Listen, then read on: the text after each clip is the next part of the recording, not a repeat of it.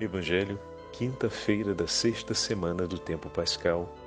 Hoje, memória de Nossa Senhora de Fátima. O Senhor esteja convosco, Ele está no meio de nós. Proclamação do Evangelho de Jesus Cristo segundo São João. Glória a vós, Senhor. Naquele tempo disse Jesus a seus discípulos: pouco tempo ainda, e já não me vereis.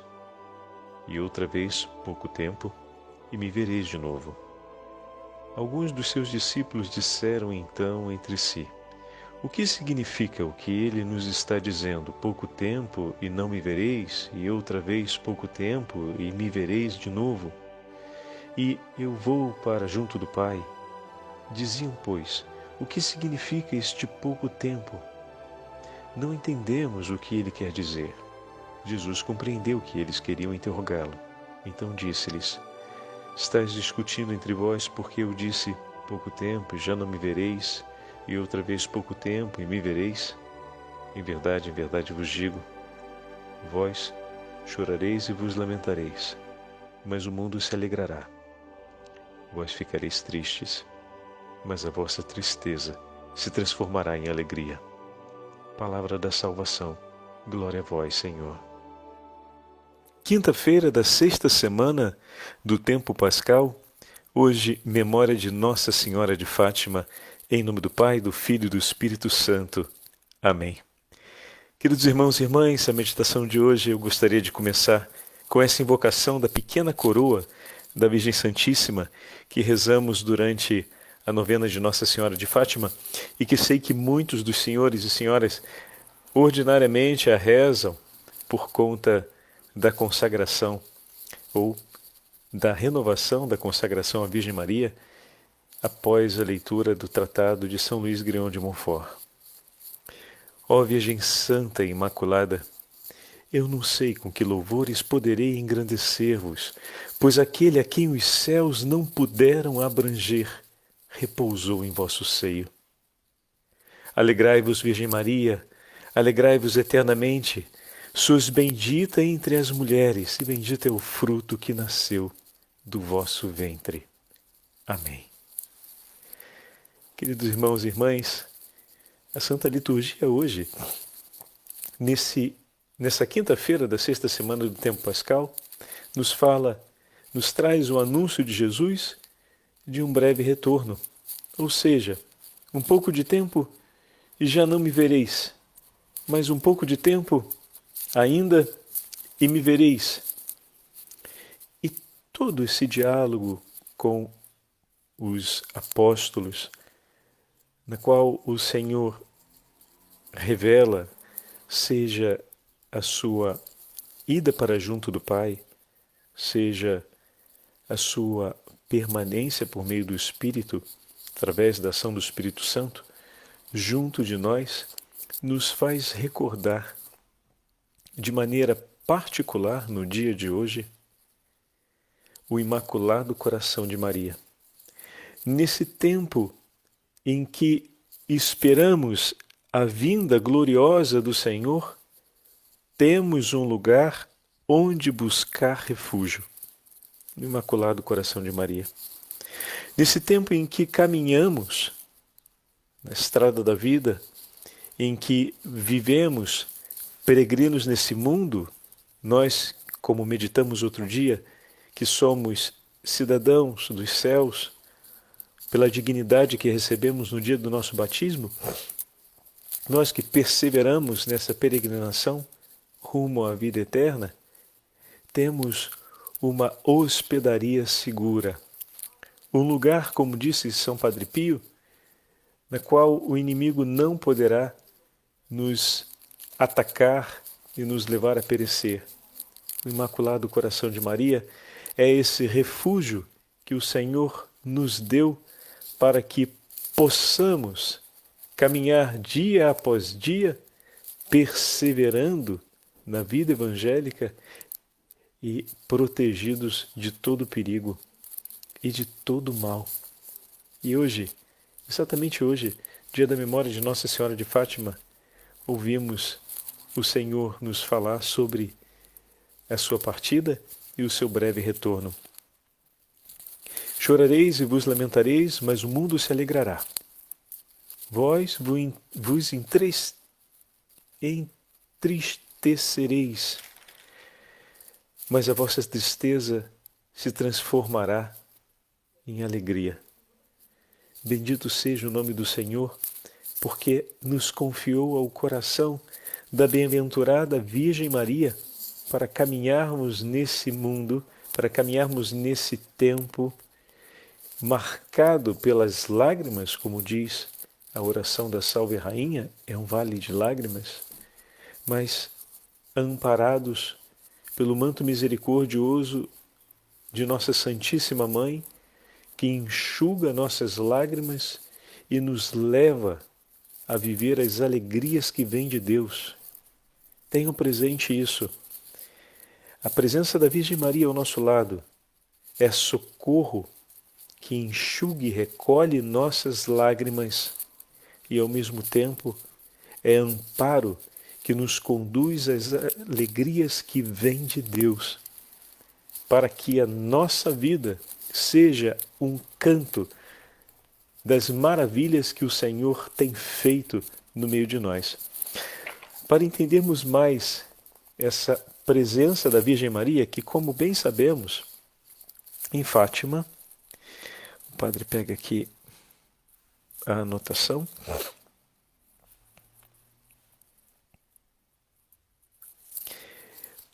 Em Fátima, após as 6 aparições, ou no decurso das 6 aparições, a Santíssima Virgem Maria nos recomendou insistentemente a perseverança na fé, o espírito perene de oração, a atitude de penitência e de reparação, unindo o nosso coração ao seu coração de mãe para confortar as dores do coração de Jesus, e nos entregou a arma do Santo Terço, nos recomendou fortissimamente a devoção e o amor à Santa Eucaristia, para que por meio desses 2 grandes atos de amor, a meditação do Santo Rosário, ou seja, mergulharmos pelas mãos de Maria na meditação da paixão, morte e ressurreição do Senhor, e a adoração ao Santíssimo Sacramento, a seu Filho presente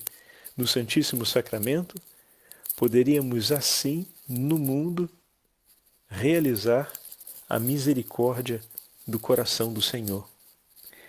Olha o coração misericordioso da Virgem Maria, o que nos ensina, o que nos chama a ter conosco nesse tempo presente, a termos agora. A Virgem Santíssima está nos recordando claramente que, se não nos tornarmos amigos da cruz, ou seja, se não mergulharmos na meditação que nos leva a viver unidos à paixão, morte e ressurreição do Senhor, e não voltarmos ao amor à Santa Eucaristia, ou seja, não entrarmos na celebração do mistério da Santa Missa e não amarmos Jesus presente na Eucaristia como ato de reparação, não conseguiremos caminhar nesse tempo vivendo as alegrias que vêm de Deus. Porque os sofrimentos estarão presentes. Nós já o sabemos. A pergunta é: onde encontramos a alegria e o socorro que é necessário para andarmos para além desse sofrimento? Eis aqui a Santa Mãe de Deus que se faz por nós e nos chama, obviamente, por obra de seu Filho que nos leva até ela, para que, com ela, unidos a ela, por suas mãos santíssimas, pelo seu testemunho de discípula, mas sobretudo pelo seu amor materno, possamos ir ao mais profundo do coração de seu Filho. Pois não há um devoto da Virgem Santíssima que não seja um apaixonado, batizado, unido a Cristo, que não viva, em outras palavras, a plenitude de sua vocação como homem e mulher batizado. Eu tomo nas mãos um trecho de Santo Afonso, nosso estimado amigo e irmão, que vai, através das glórias de Maria, nos conduzir um pouco mais, recordando e ajudando-nos a ver, como já sabemos dos escritos de Santo Afonso, o testemunho de todos os santos e santas que ao longo estamos no 1700, então falávamos ali desses 1700 anos, 1600 anos de igreja, estavam testemunhando a devoção à Virgem Maria e nos ensinando o caminho dessa santa devoção. Hoje se somam a esses tantos outros, como Santa Teresa do Menino Jesus, se soma a todos esses também São João Maria Vianney, todos os santos fundadores do nosso tempo, São Luís Orion, Santo Aníbal de França, São Vincenzo Pallotti, todos eles grandes devotos da Virgem Maria. São Padre Pio, São João Paulo II, São Paulo VI, João 23, São João 23, todos os papas que foram santos desse último período do 1900, foram grandes devotos da Virgem Maria também, além de todos aqueles que já conhecemos.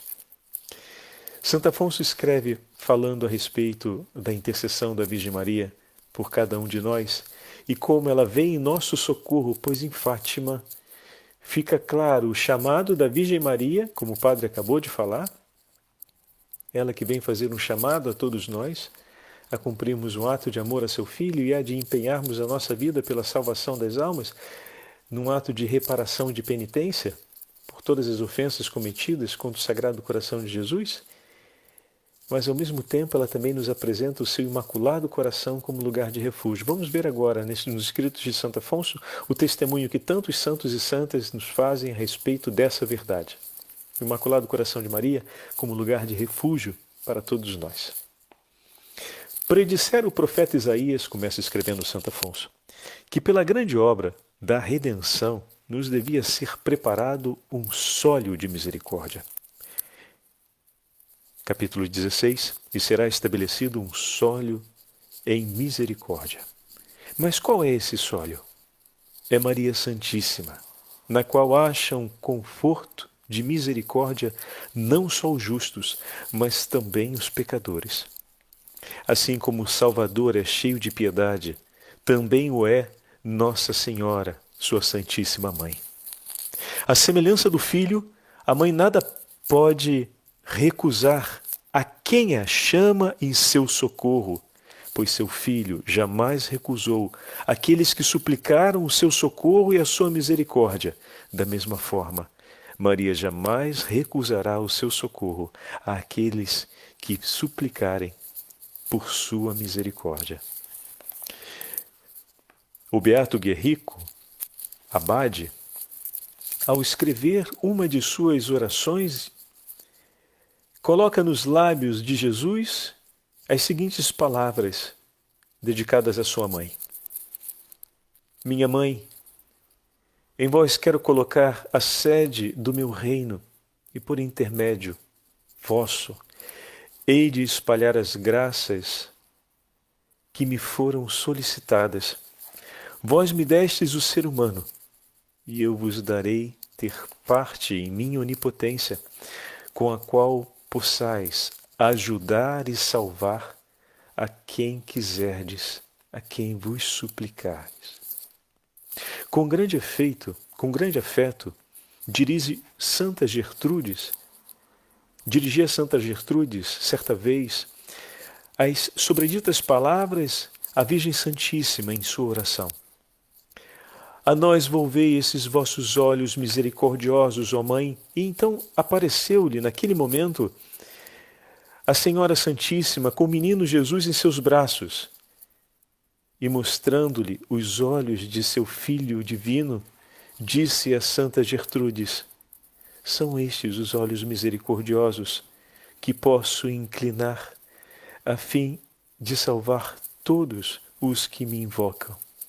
são os olhos benditos de meu filho, que guio pelo meu olhar as vossas súplicas por misericórdia. Meu irmão, minha irmã, ô rapaz, e como poderia perecer quem se encomenda a esta boa mãe? Não lhe prometeu seu divino Filho usar de misericórdia por seu amor e segundo os seus desejos para com todos o que a ela recorrerem? Já o escrevia Santa Brígida ao falar às suas filhas. Diz Santo Anselmo, e o fala com grande propriedade: é impossível que se condene quem se encomenda à Virgem Maria e por ela é olhado com amor. Quase com as mesmas palavras, diz e o confirma Santo Antônio. Salvam-se necessariamente os que por ela são vistos com amor e protegidos por sua intercessão. Repare-se, porém, na primeira parte dessa proposição, e tremam aqueles que fazem pouco caso da devoção à Mãe de Deus ou que a abandonam por negligência. Estes santos afirmam que não há possibilidade de salvação para quem não é amparado por Maria. A mesma coisa asseveram outros como Santo Alberto Magno. Todos os que não são vossos servos correm o grande risco de perder-se, ó Maria. E São Boaventura escreve: aquele que se descuida de servir a Santíssima Virgem Maria, provavelmente morrerá em seu pecado. Em outro lugar, quem a vós não recorre, ó Senhora, não encontrará o caminho que nos leva à vida. O pseudo Inácio, mártir, afirma que não pode salvar-se um pecador senão por meio da Santa Virgem, cuja misericordiosa intercessão salva muitíssimos que deveriam ser condenados pela justiça divina. Ela é semelhante ao navio de um mercado, diz Ricardo de São Lourenço. Todos os que não estiverem a bordo desse navio correrão risco de submergirem no mar desse mundo. Por outro lado, diz a Santíssima Virgem Maria: aquele que me serve não será condenado, pois o conduzirei a meu filho. Quem a mim recorre e ouve minhas palavras não se perderá. Pelo que diz São Boaventura: Senhora, quem se esforça por servir-vos está longe da condenação. E isso acontecerá, afirma Pseudo Hilário, ainda que no passado tenha alguém ofendido muito a Deus. Pela sua santíssima intercessão, ela conseguirá os dons e as virtudes necessárias para que não apenas o arrependimento, mas a reparação por aquelas faltas seja alcançada. Queridos irmãos e irmãs, em toda essa narrativa que estamos ouvindo de Santo Afonso, recolhendo o testemunho dos santos, por um instante pode parecer que existe quase uma condição superior em relação à Virgem Maria do que em relação a seu Filho. A salvação nos veio por meio de Cristo, mas continuemos ouvindo o relato para entendermos por que essa exaltação tão grande que em nada recoloca a Virgem Maria em uma posição distinta em relação a seu Filho. Essa grande exaltação feita à figura da Virgem Maria pelos santos e santas que estamos ouvindo escrever a respeito dela é muito clara, pois não tem outro desejo, como vamos ouvir já já, no coração da Virgem Maria, que não seja ver aqueles que são amados por seu Filho serem salvos. E Santo Afonso escreverá isso com tanta docilidade e delicadeza na continuação dessa narrativa. Ouçamos. Por isso o demônio trabalha para que os pecadores, depois de perderem a graça de Deus, percam também a devoção de Maria. Observando Sara que Isaque ia pegando os maus costumes de Ismael, com quem brincava, pediu então a Abraão que expulsasse este e também sua mãe Agar da presença deles. Expulsa a escrava com seu filho, disse Sara a Abraão. Não se contentou em mandar embora apenas Ismael, que conduzia Isaque a um mau caminho. Exigiu que se expulsasse também a mãe. Pois imaginou que se esta ficasse, a cada passo o filho viria à casa para vê-la. Da mesma forma, o demônio não se contenta com ver uma alma separar-se de Jesus. Quer vê-la também separada da mãe de Jesus, pois teme que a mãe, com seus rogos, olha que beleza, meus irmãos, conduza o filho ao encontro dessa alma e ele a salve. E é com razão que o demônio o teme, porquanto afirma Pachoqueli, beato, não tarda a encontrar a Deus quem é fiel em obsequiar com amor a Santa Mãe de Deus. Belíssimo. Salvo o conduto que nos liberta do inferno, escreve Santo Efrem, falando da devoção à Virgem Maria. Segundo São Germano, é Maria a protetora dos condenados. E realmente, é certo e fora de dúvida que Maria, conforme a sentença de São Bernardo, não lhe falte poder nem vontade para nos salvar. Tem poder porque é impossível ficar desatendida uma sua oração diante do trono de Deus. Garante-nos também Santo Antônio em seus escritos. Ou como diz São Bernardo, seus rogos ficam jamais sem resultado, mas sempre alcançam o que pretendem aos pés de seu filho. Tem vontade de salvar-nos, porque como mãe deseja nossa salvação mais do que nós a desejamos. Ora, assim sendo, como poderá perder-se um fiel devoto de Maria? Vocês agora compreendem, meus filhos? E ainda que seja pecador, salvar-se-á se com perseverança e propósito de emenda se encomendar a essa boa mãe e a sua súplica de misericórdia. Ela o levará ao conhecimento de seu miserável estado como homem pecador, ao arrependimento de seus pecados e obter-lhe-á a perseverança no bem e, finalmente, uma boa morte junto a seu filho. Qual é a mãe que, podendo, com um simples pedido ao juiz, livrar seu filho da morte, não o faria? E poderíamos nós pensar que Maria, tão devota mãe para com seus devotos, deixe de livrar um filho da morte eterna quando lhe é possível e tão fácil consegui-lo? Ó caríssimo filho que me acompanha nessas palavras, demos graças ao Senhor se vemos que nos tem dado afeto e confiança para com a Rainha do céu. Ó Mãe de Deus, se em vós puser minha confiança, serei salvo. Se estiver sob vossa proteção, Senhora, nada tenho a recear, porque a devoção para convosco é uma segura arma de salvação. Deus vos salve, ó terror do inferno, ó esperança dos cristãos. A confiança em vós assegura-nos a salvação. Amém. Belíssimas palavras de Santo Afonso, não é mesmo, meus irmãos?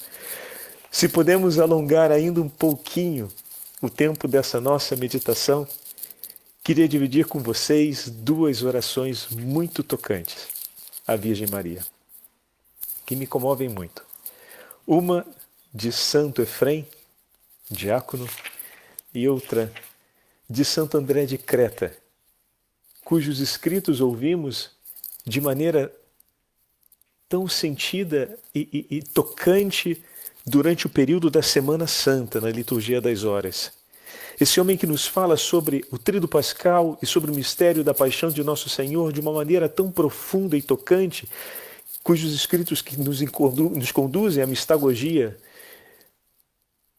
da Páscoa do Senhor, alargam o nosso coração e nos enche de vida. Vamos ouvir hoje como ele reza a Virgem Maria, como ele vive a sua devoção à Virgem Maria, e vamos entender por que Santo André de Creta é uma fornalha ardente do amor de Deus, e seus escritos nos levam a amar tanto e a mergulhar tão profundamente no mistério pascal. Mas antes, ouçamos essa oração de Santo Efrem.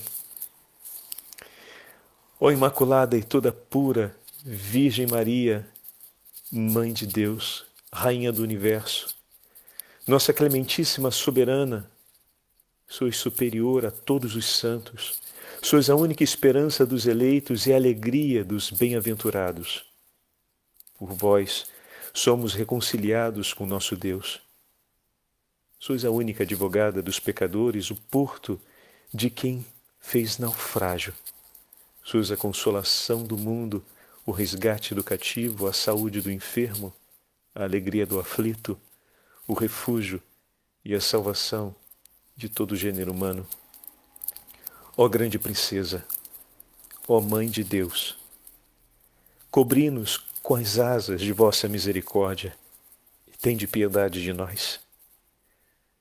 Não nos é dado outra esperança senão vós, ó Virgem puríssima e excelsa.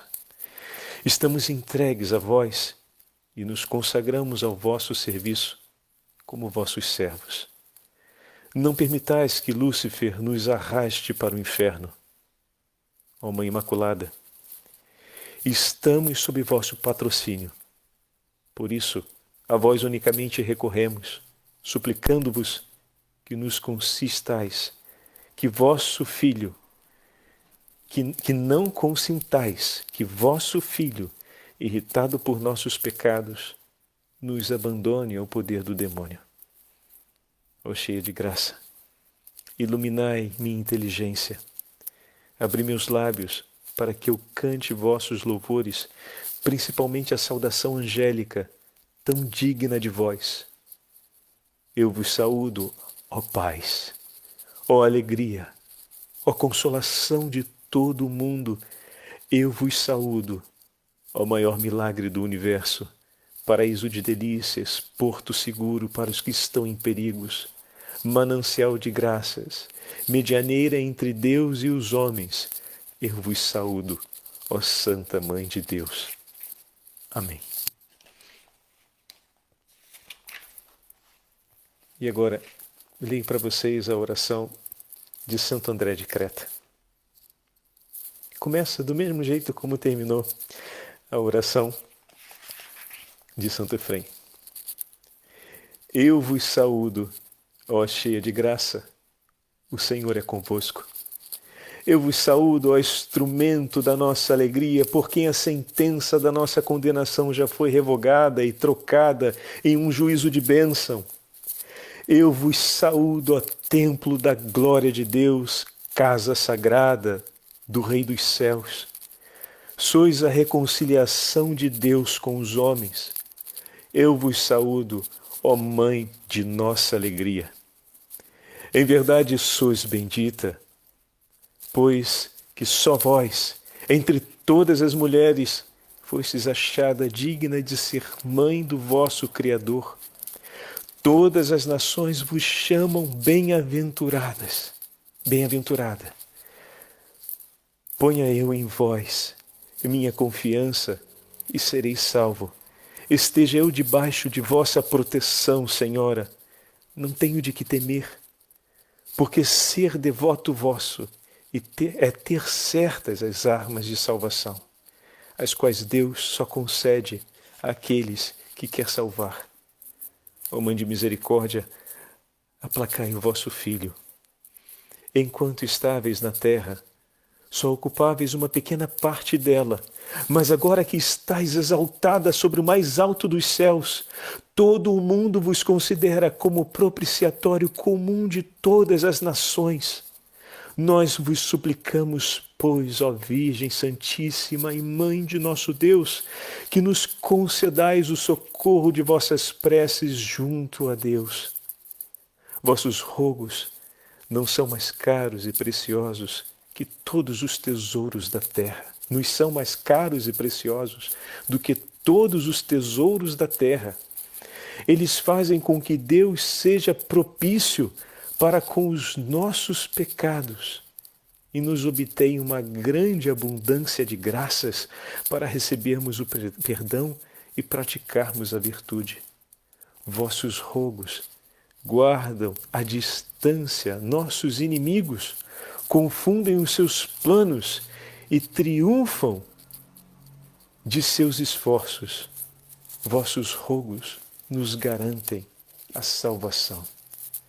Ó Maria concebida sem pecados, rogai por nós que recorremos a vós. O Senhor esteja convosco, Ele está no meio de nós. Pela intercessão da bem-aventurada Virgem Maria, Senhora do Rosário de Fátima, e de todos os santos e santas de Deus, abençoe-vos o Deus Todo-Poderoso, Pai, Filho e Espírito Santo. Amém.